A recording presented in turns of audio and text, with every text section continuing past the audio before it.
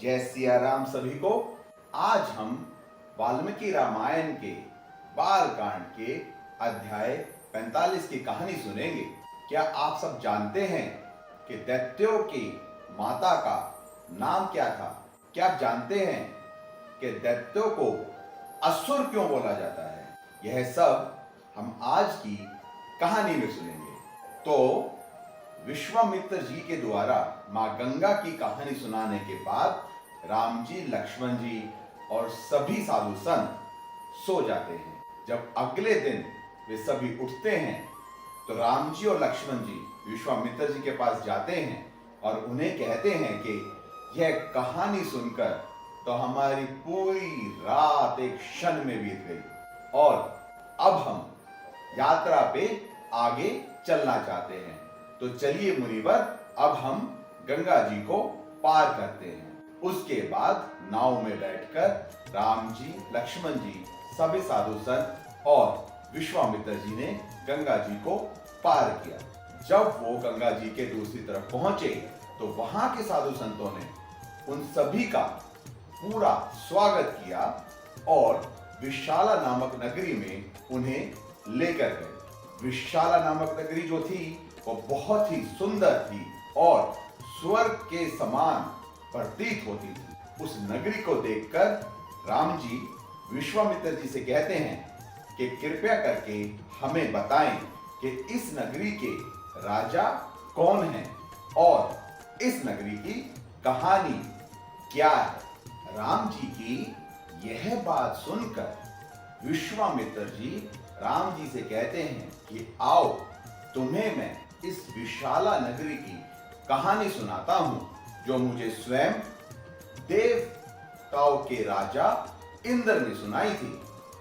तो बहुत समय पहले इस पृथ्वी पर जब दिति के पुत्र राक्षस और अदिति के पुत्र देव दोनों के दोनों बहुत ही शक्तिशाली थे, उन दोनों दैत्यों में और देवों में मन में आया कि किस प्रकार हम अमर हो सकते हैं, किस प्रकार हम निरोगी हो सकते हैं। तो दैत्यों ने और देवताओं ने मिलकर निश्चय किया कि हमें क्षीर सागर का मंथन करना चाहिए और जब हम उसका मंथन करेंगे तो निश्चय ही उसमें से अमृत निकलेगा।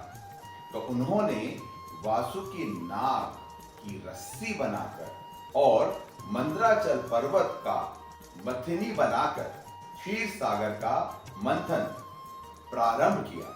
जब उन्हें मंथन करते हुए 1000 वर्ष बीत गए तो वासुकी नाग के हजारों मुखों ने मंदराचल पर्वत को डसना आरंभ कर दिया। उसी समय क्षीर सागर से हलाहल निकला।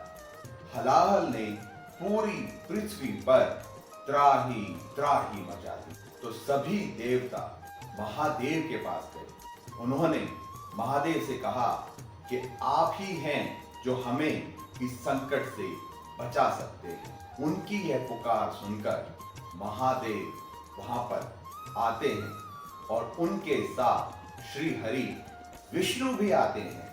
श्री हरि विष्णु महादेव से कहते हैं कि एक आप ही हैं जो इस हलाहल से इस पूरी पृथ्वी को बचा सकते हैं। यह सुनकर महादेव ने उस हलाहल नामक विष को अमृत समझकर अपने कंठ में रख लिया और इस प्रकार महादेव ने इस पूरी पृथ्वी को हलाहल से बचाया।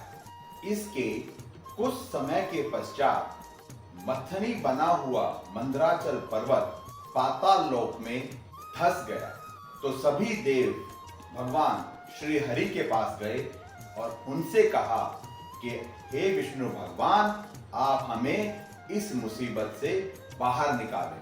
तो भगवान विष्णु कुम्र अवतार मतलब कछुए के रूप में आए और उन्होंने उस मंदराचल पर्वत को अपनी पीठ पर उठाया और वहीं सागर में सो गए।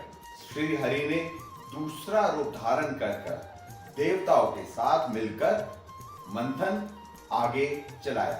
1000 साल के मंथन के बाद उसमें से भगवान धन्वंतरी बाहर आए, जो कि आयुर्वेद के ज्ञाता माने जाते हैं। उनके एक हाथ में दंड था और दूसरे में कमंडल था। उसी सागर मंथन में से 60 करोड़ अप्सराएं आई। वो सभी की सभी अप्सराएं अत्यंत सुंदर थी।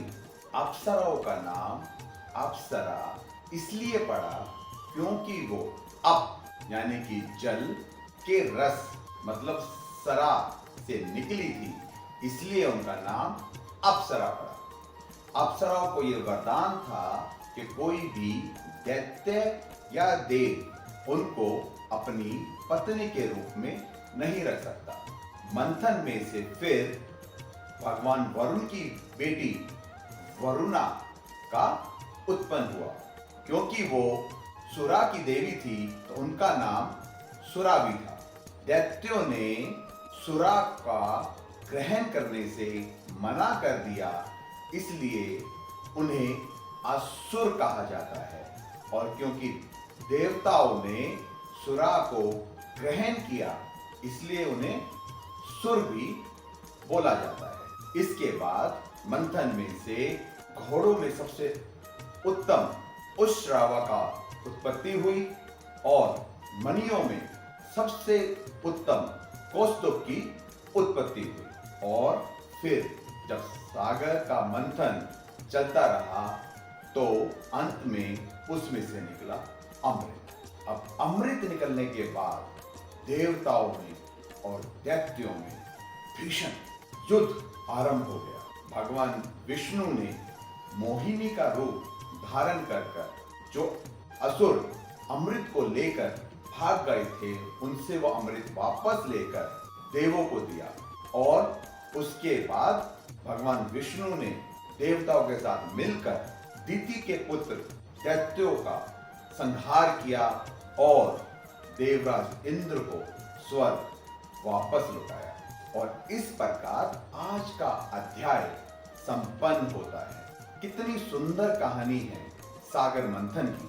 अगर आप ये चाहते हैं कि यह सुंदर कहानियां सभी लोगों तक पहुंचे तो आप हमारे पेज राम लखन यात्रा को फॉलो कीजिए, ज्यादा से ज्यादा लाइक कीजिए, ज्यादा से ज्यादा लोगों के साथ शेयर कीजिए, ताकि वाल्मीकि रामायण की कहानियां घर घर तक पहुंच सके। और आप सभी लोग सुनते रहिए प्रभु राम की कहानी भक्त मन्नू की जबानी। जय सिया राम सभी।